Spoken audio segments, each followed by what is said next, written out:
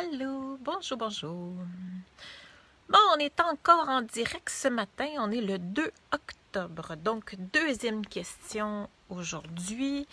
Hier, on a parlé, est-ce que c'est normal de bander, d'être en érection trop à chaque instant? Aujourd'hui, on va avoir une autre question, c'est est-ce que c'est une bonne chose de se masturber avec l'aide de la pornographie? Premièrement, avant de commencer, j'aimerais vous dire merci. Merci beaucoup, beaucoup, beaucoup. Bonjour tout le monde, c'est le fun, beaucoup de monde s'ajoute.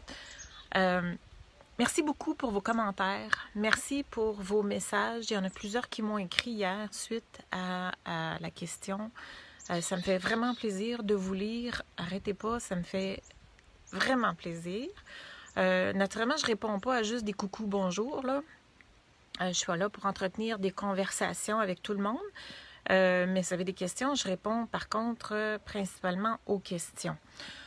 Bon, allons-y. Commençons tout de suite par la question d'aujourd'hui qui nous préoccupe. C'est un peu frais dehors aujourd'hui. Je ne sais pas si je vais faire toutes les vidéos dehors, mais tant que ce sera possible, je pense que c'est ce que je vais faire. J'aime l'ambiance, j'aime le décor. Je ne sais pas si vous aimez le décor aussi. C'est superbe, c'est sublime. Une belle automne qui commence. Disons-le, est-ce que c'est une bonne chose de se masturber avec l'aide de la pornographie? La réponse, elle est simple. Je dirais c'est non. Pas parce que la pornographie en soi, c'est pas bon. Okay? La porno, ça a une utilité. Malheureusement, on ne s'en sert pas nécessairement ce pourquoi ça sert. Et on le voit beaucoup dans l'utilisation à long terme, ce que ça fait comme effet négatif. Okay? Exemple, la pornographie, c'est un fantasme, du fantasme masculin mis en visuel. Okay? Donc, ce n'est pas de la représentation de la réalité. Le danger dans consommer beaucoup de pornographie, c'est pas le fait de se stimuler ou de se masturber devant de la pornographie qui est le problème. Le problème, c'est davantage, je dirais, l'abus de consommation. Parce que plus vous allez abuser, plus vous allez vous convaincre, et c'est ce qu'on voit beaucoup, beaucoup, beaucoup, que ce que vous voyez, ça devient de la réalité. Et c'est vraiment pas le cas. C'est comme si vous regardiez un film de science-fiction et que vous vous mettez à croire, là, je ne sais pas, là, moi, que ce soit Star Wars ou Avatar ou n'importe quel film, puis que c'est votre réalité d'aujourd'hui, là. Il faut le prendre pour ce que c'est. Oui, c'est un stimulus, mais ce n'est que ça. Ce qu'on voit, c'est juste qu'est-ce qui pourrait vous servir justement à créer une certaine excitation. Ce qui n'est pas mauvais en soi. Mais plus on consomme de la pornographie, plus on se rend compte que ouais, mais je suis pas à la hauteur. Tu sais, on devient, en tout cas moi je l'observe énormément, j'ai accompagné plusieurs hommes dans cette difficulté-là, que dans la surconsommation, ils arrivent à en perdre, ils s'isolent, là. Ils perdent tout contact avec l'environnement, avec les autres, parce que à force de consommer ce genre d'images, ce genre de fantasmes, viennent à penser, premièrement, que les femmes, c'est comme ça que ça fonctionne pour eux, qu'ils n'ont pas besoin de préparation, que ça lubrifie facilement, qu'ils s'excitent juste à la vue du membre viril de l'homme. C'est pas comme ça que ça marche, là. C'est pas le cas. Fait que, si vous voulez vraiment vous stimuler, allez-y davantage, oui, OK, avec des fantasmes, mais avec peut-être quelque chose d'un petit peu plus réaliste et qui soit plus près de votre réalité aussi. Et donnez-vous plus de valeur là-dedans. Parce qu'en regardant et en consommant trop de pornographie, ce qui se passe, c'est qu'on s'identifie aussi à ça. Fait que on regarde, mon Dieu, ça dure longtemps, longtemps, longtemps. Faut pas croire tout ce qu'on voit. Okay? Parce que c'est des prises qui sont vues. Écoutez, j'en fais de la télé, là, je sais comment est-ce que ça fonctionne. C'est pas du direct, c'est pas du live. Pas que ce n'est pas possible d'avoir une relation sexuelle qui dure longtemps. Mais de la façon que c'est fait dans les films pornographiques, c'est tellement pas ça. C'est tellement pas comme ça que ça fonctionne. Fait que de s'identifier à ce genre d'image et de penser que ça devient la réalité, je dirais que tout est là. Tout le problème est là. Fait que donc, est-ce une bonne chose de se masturber à l'aide de la pornographie? Si c'est très occasionnel, pourquoi pas? Mais si ça devient une consommation abusive, je dis définitivement pas.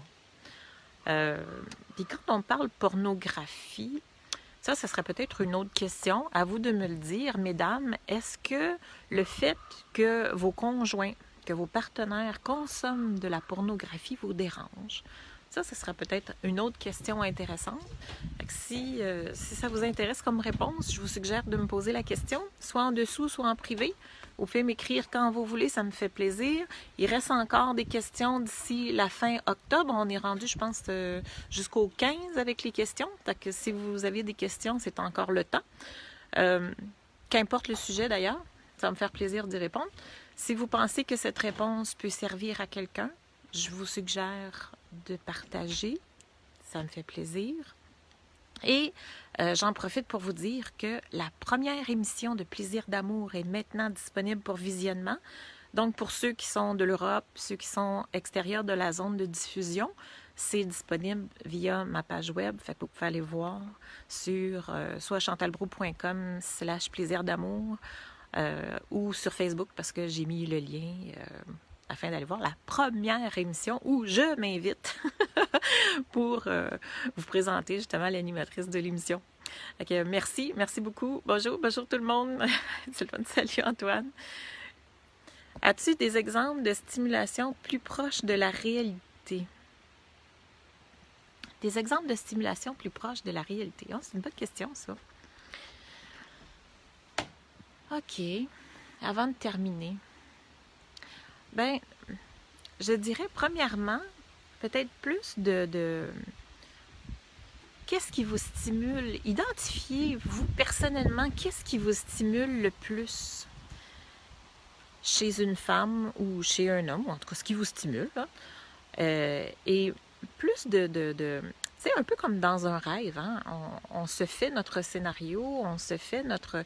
Mais allez-y avec beaucoup plus de réalisme et non pas prendre tout cru ce qu'on nous donne en visuel dans de la pornographie parce que si vous essayez de reproduire ce que vous voyez, ça ne marchera pas, ça ne fonctionnera pas.